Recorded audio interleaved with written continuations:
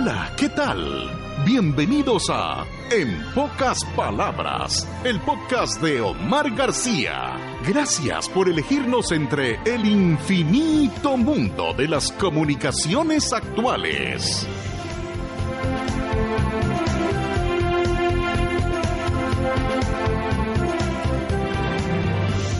En esta ocasión, en este episodio, vamos a platicar con Francisco José Lacayo, sociólogo, psicólogo, pedagogo, diplomático, Orden de la Independencia Cultural Rubén Darío, Nicaragua, Medalla Distinción Nacional de la Cultura, Cuba, doctorado honoris causa Universidad Nacional Autónoma de Nicaragua, coordinador adjunto de la Cruzada Nacional de Alfabetización en Nicaragua, un proyecto extraordinario e histórico, viceministro de Educación de Adultos, viceministro de Cultura de Nicaragua, director de la UNESCO en Ciencia y Medio Ambiente para América Latina y el Caribe, director de la UNESCO en Cultura para América Latina y el Caribe, Senior Advisor de Presidencia de Asamblea General de la Organización de Naciones Unidas. Lo invitamos para platicar con él hoy sobre El Mañana Empezó Ayer, una nueva cultura de la educación. Este es un libro que se va a presentar próximamente en nuestro país, aquí en Managua, Nicaragua, y vamos a platicar con él. Este trabajo que estamos haciendo, el podcast En Pocas Palabras de Omar García, con el apoyo de la Universidad Central de Nicaragua y de usted también, si se pone de acuerdo con nosotros, es eso, estamos en la web.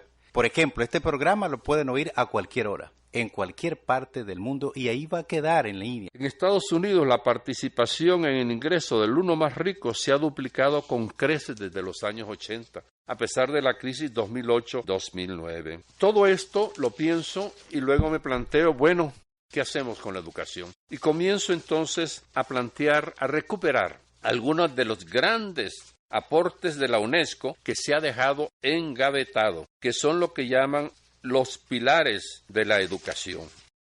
Él marcó 4 pilares. Yo me permití añadir otros pilares más. Los 4 pilares que marca la UNESCO son, para el siglo XXI, aprender a ser, cuando la consigna es aprender a tener y aprender a hacer a ritmo aceleradísimo. Aprender a ser significa aprender a ser persona humana, aprender a ser el dueño de la cibernética de las computadoras, no el esclavo.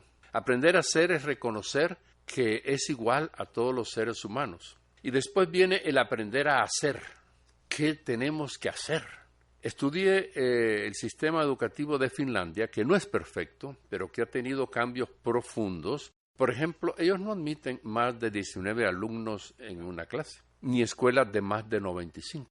Toda la educación es gratuita, lo mismo que la salud. Solamente es privada, por ejemplo, en la salud, lo que se refiere a la estética, la cirugía plástica. Eso sí, los educadores, no digamos maestros, son formados en la universidad al mismo nivel que los médicos, ingenieros, y reciben ingresos, salarios similares. Entonces van creando y la sociedad entera se volvió educativa. Es la única salida. Después de analizar todo esto, después de analizar los pilares, aprender a ser, aprender a hacer, aprender a aprender y aprender a convivir. Aprender a aprender es la única salvación, no la que dice Hawkins. Porque ahora te gradúas en algo y cuando salís al día siguiente sos analfabeto en la cantidad de diversificaciones que ha tenido la ciencia y de conocimientos o de información que se ha difundido. Entonces, uno tiene que aprender a lo largo de toda la vida. Hemos tenido ejemplos, grandes hombres que aprendieron a aprender y son ahora orgullo en Nicaragua. Rubén Darío, Augusto C. Sandino, son autodidactas. Tenemos que formar en un cierto autodidactismo, pero antes de eso, que nuestra gente, sobre todo los educadores, estén conscientes de los cambios que ha habido. Porque si el educador no está consciente de estos cambios, sigue con lo mismo, con el teorema de Pitágoras, ¿no? Y con las pruebas y las evaluaciones. Los finlandeses, los primeros exámenes los hacen, evaluaciones, los hacen hasta los 20 años. Mientras tanto, los últimos años ya se han incorporado al trabajo. No sigo enumerando porque son muchos, pero como un ejemplo de los grandes cambios que se han dado y la reflexión sobre qué podemos proponer a este cambio profundo en el campo de la educación. Nosotros hemos añadido además, cuando digo nosotros, pues un pequeño grupo al cual pertenezco, hemos añadido otros pilares para ahora. Aprender a desaprender. Aprender a desaprender significa lavarnos, purificarnos de algunos principios que nos han inculcado en la mente. Leo una frase de alguien muy conocido, el gran economista Keynes, en 1930. Durante por lo menos 100 años debemos simular para nosotros mismos y ante cada uno que lo bello es sucio y lo sucio es bello, porque lo sucio es útil y lo bello no lo es. La avaricia, la usura, la desconfianza deben ser nuestros dioses, porque ellos son los que nos podrán guiar hacia la salida del túnel de la necesidad económica rumbo a la claridad del día. Después vendrá el retorno a algunos de los principios más seguros y ciertos de la religión y de la virtud tradicional, que la avaricia es un vicio, que la usura es un crimen y que el amor al dinero es detestable. Eso hay que desaprenderlo y la lucha es tremenda. Pero debe comenzar por los educadores. No es el momento de expulsar a los educadores. El fundador de Apple, uno de los fundadores, fue a Uruguay y planteó la teoría de que la computadora iba a cambiar completamente la escuela. Tiempo después, en una charla, dijo, me equivoqué. Ahora lo que creo es que la inteligencia artificial va a cambiar completamente la escuela y si triunfa, ya no se necesitarán maestros. El mejor maestro será de inteligencia artificial. Podemos sentarnos con este señor, él con sus millones atrás, nosotros con nuestra mochilita de la tortilla con sal y decirle, discutamos esto, cómo se sostiene tu tesis o si es una estafa más del mercado de la computación. Pero otros pilares que hemos dado, por ejemplo, aprender a desaprender, decíamos, aprender a emprender. Es decir, ahorita hay que emprender, aprender a crear. No puede haber a partir de ahora una educación que no sea creadora. Y la creación es un hecho cultural. Se da lo mismo en Rubén Darío en azul, como en Picasso, como en la señora que inventó la piedra de moler y con el que inventó la hamaca. Todos son creadores. Y no hay cultura que no sea creadora. Y si deja de ser creadora, se muere. Y puede haber habido sociedades que sobrevivan sin tener territorio. Ninguna sociedad sobrevivió sin tener identidad cultural creativa. Y ahí los vemos. Los gitanos en un tiempo, los judíos en un tiempo, los palestinos, los kurdos. ¿Qué los une? No tienen territorio. Los une fundamentalmente una cosmovisión, en una cultura, en una espiritualidad. Su identidad. El otro pilar es aprender, enseñar, educar para el futuro que comenzó ayer. Es decir, que veamos, por ejemplo, que en la educación, por encima de otras asignaturas por el estilo, enseñemos qué es lo que sabemos que va a venir mañana, porque ya la ciencia nos dice hacia dónde vamos.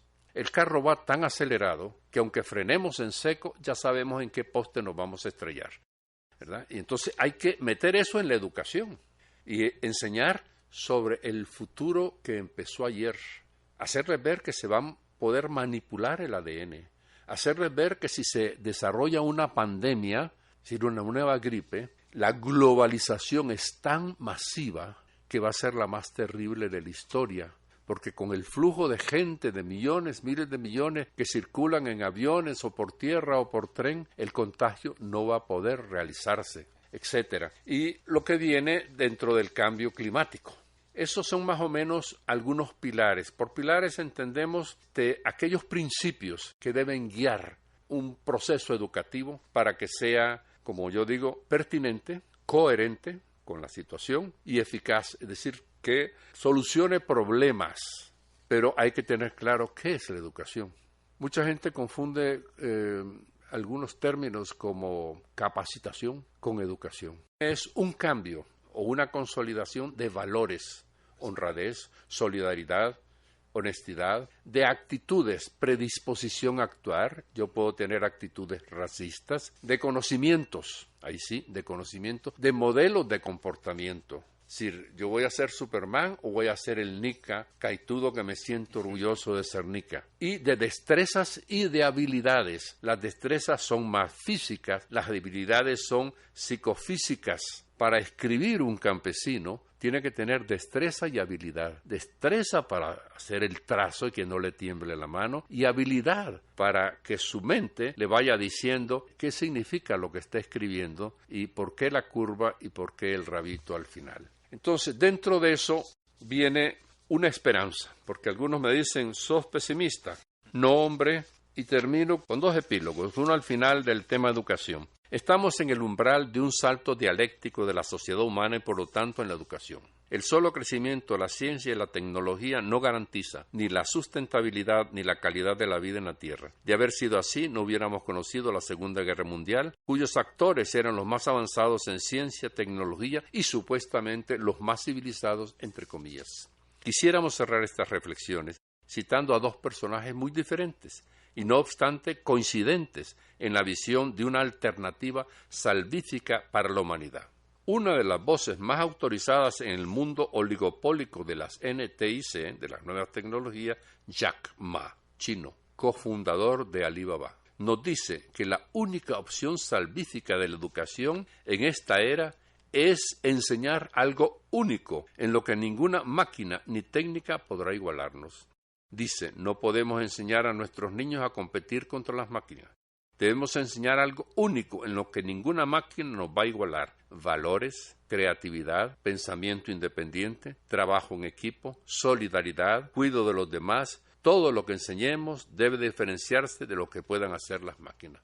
Jack Ma en el 2019. Y el otro personaje, Martí. Hijo, espantado de todo, me refugio en ti. Tengo fe en el mejoramiento humano, en la vida futura, en la utilidad de la virtud y en ti. Entonces pongo, Martí, al igual que Jack Ma, apuestan a la virtud, a ese algo único, mágico, esa otra palabra de decir el alma, decía Jung, lo más específico de la humanidad. En estas líneas, además de aportar datos, cifras y criterios objetivos, invito a asumir la utopía para que se convierta en eutopía. Eutopía es el lugar bueno, a apostar por la esperanza y la vida. Es el momento de visualizar para el siglo XXI una educación en la esperanza, en el amor, en la solidaridad enriquecida por nuestras diversidades. Si logramos esto, la especie humana y todas las especies vivas sobrevivirán a pesar de las innegables amenazas de la 6ª extinción. Coincidimos con la fe en el algo único de Jack Ma, en la utilidad de la virtud de José Martí.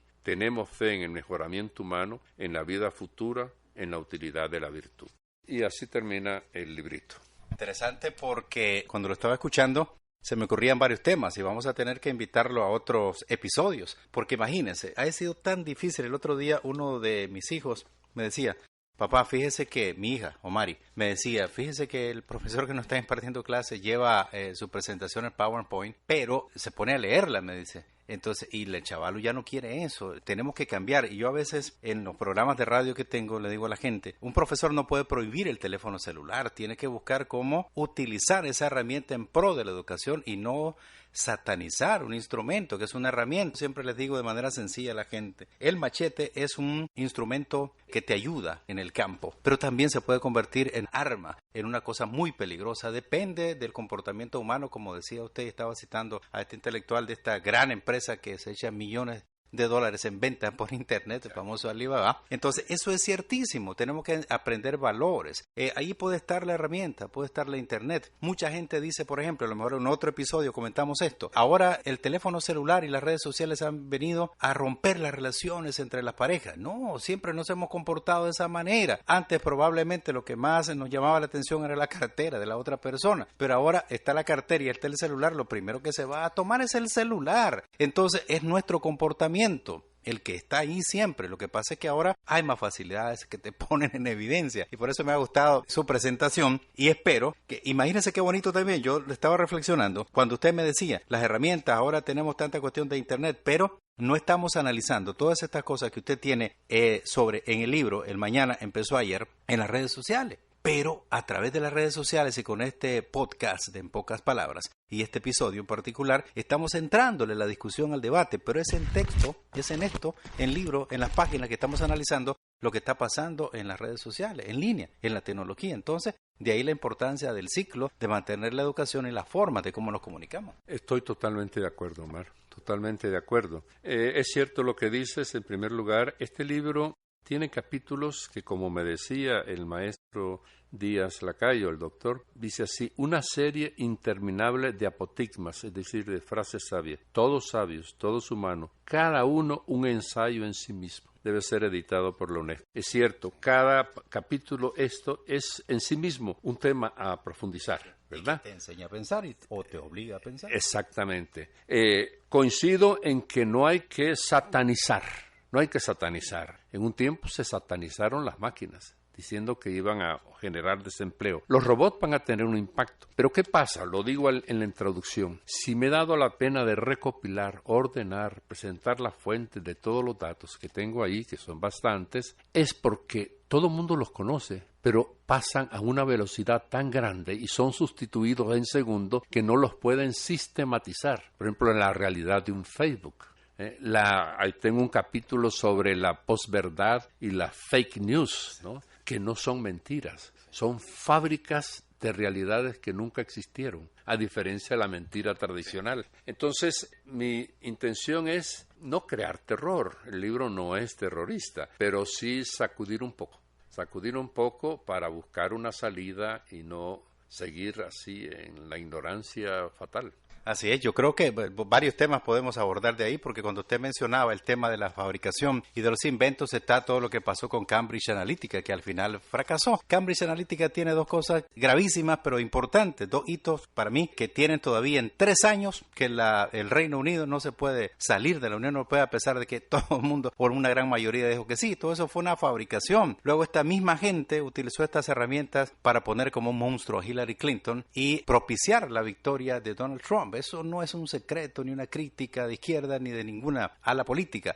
sino que es una realidad. Pero nosotros como usuarios tenemos que entender esta cosa. A mí me llamó mucho la atención y voy a aprovechar un documental que habla sobre el asunto de la Cambridge Analytica. Lo pueden buscar en Netflix, que seguramente usted y yo lo ha visto. Es cómo esta muchacha que trabajaba para la Organización de Naciones Unidas en temas benéficos, un día dice, bueno, mi mamá estaba a punto de correr, la iban a sacar de su casa y a mí me estaban ofreciendo un trabajo importante en Cambridge Analytica. Cuando yo llego a Cambridge Analytica me doy cuenta de la barbaridad que estoy haciendo y yo me tengo que salir. Se sale ella y otro y es como se conoce la verdad de lo que pasó ahí. Pero eso sería para otro episodio. Me gustaría que cerráramos a nuestros oyentes. Solo un puntito, una información de más y gratis.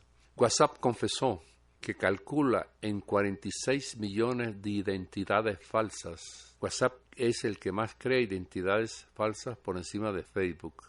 Los expertos que lo estudian calculan que hay 80 millones de identidades falsas. Esas identidades falsas actúan con la misma fuerza, positiva o negativa, que las identidades verdaderas. La Unión Europea está reflexionando sobre la legislación del robot. Le llama personas robóticas. Y la primera ley es: un robot tiene que tener un botón para desconectarlo. Muy interesante, porque también en eso coincido con usted perfectamente, porque yo todos los días tengo programa en radio y entonces hay personas que me escriben en WhatsApp y un día una señora se molestó porque digo yo, me está enviando un mensaje, pero yo lo hice de manera jocosa, me está mandando un mensaje el Papa Francisco, pero es que la señora se molestó conmigo porque me dice, yo tengo ya al Papa Francisco porque yo soy católica, pero yo le digo a la gente, ustedes me conocen, yo soy Omar García, cuando yo comento soy Omar García, yo no me escudo en ninguna identidad porque no tengo por qué, pero no deberíamos hacerlo. Y yo creo que WhatsApp, como usted dice, yo no puedo poner una flor como mi perfil, yo pongo mi foto, yo soy Omar, en WhatsApp, y así me gustaría que el resto de la gente actuara. Pero ¿por qué es? Porque en estas luchas de diferencias, de que yo estoy en esta serie, estoy en la otra, y no tengo el valor de decir, hombre, y esta es mi posición, convénceme. Entonces la gente se escuda en esas falsas identidades que pueden ser en Twitter, pueden ser en Facebook, pero WhatsApp, como usted lo acaba de mencionar, y a lo mejor no le ponemos interés, no le ponemos mente, hay una falsedad terrible, porque hay una gente que me pone ahí Moctezuma y es el que me está escribiendo y me trata mal o me alaba. Yo no sé quién sos vos. Entonces ese es un problema y yo creo que las legislaciones van a ir en esa mira, en que si alguien tiene un WhatsApp que diga, hombre, vos sos una persona, vos tenés que identificarte en tu perfil como sos. No me puedes poner un robot ahí en la cara o no me puedes poner Papa Francisco o a Madre Teresa de Calcuta escudándote ahí. Yo creo que son discusiones que debemos hacer en otro momento. Muchísimas gracias por esta tremenda ponencia que usted nos acaba de dar sobre este libro. Solamente quiero decirles a la gente para que estén atentos, el mañana empezó ayer una nueva cultura de la educación, Francisco José Lacayo, sobre su gran capacidad y cómo ha estado ligado en su vida al tema de la educación. El 16 de enero de 2020 será presentado en la Universidad Central de Nicaragua. Si usted nos está escuchando antes, pues ya sabe que ese día se va a presentar. Si nos está escuchando después, también. Pero lo importante es lo valioso de estas conversaciones y estas pláticas que nos ayudan a pensar, a reflexionar. No podemos pasar por la vida de manera acelerada diciendo, oye, ya estamos en diciembre, ya vamos a otro año. No, tenemos que ponernos a pensar y cambiar ese cassette que siempre hemos tenido de que para hacer grandes planes y grandes proyectos tenemos que esperar a enero y comprometernos en que vamos a bajar de peso, en que vamos a estudiar, que vamos a hacer otra cosa. Hoy, en este momento, después de escuchar, no puede decir usted, yo voy a hacer esto. Ya está, puede comenzar ahora. Nos escuchamos en otro episodio de el podcast de Omar García. En pocas palabras, muchas gracias a la Universidad Central de Nicaragua por su apoyo. Gracias por elegirnos entre el infinito mundo de las comunicaciones actuales.